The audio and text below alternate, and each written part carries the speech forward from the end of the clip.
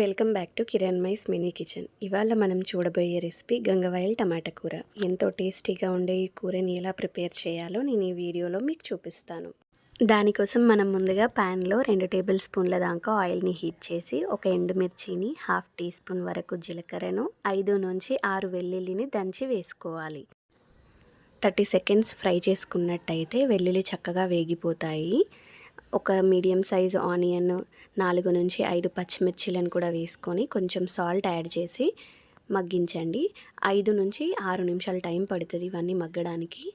అందులోకి ఒక half tea spoon వరకు పసుపును కూడా వేసి చక్కగా 1 నిమిషం పాటు ఫ్రై చేసి కడిగి పెట్టుకున్న గంగవాయల్ కూరను కూడా వేసుకోండి.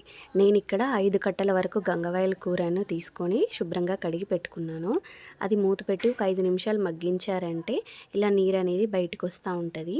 అన్నీ కలిసేలాగా చక్కగా మిక్స్ చేసి మళ్ళీ మూత పెట్టి 10 నిమిషాలు ఉడికించండి. 10 నిమిషాల తర్వాత మూత తీసి చూస్తే ఇలా కూర అనేది హాఫ్ వరకు ఉడుకుతుంది, ఇంకా నీరు ఉంటుంది. సో ఆ టైంలో మనం 2 పండిన టమాటాలను చిన్నగా కట్ చేసి వేసుకోండి. అందులోకి కొంచెం సాల్ట్ని కూడా వేసుకున్నట్టయితే టమాటాలు కూడా తొందరగా మగ్గిపోతాయి. ఇంకో 10 మినిట్స్ మూత పెట్టి ఉడికించినట్టయితే టమాటాలు కూడా తొందరగా మగ్గిపోతాయి.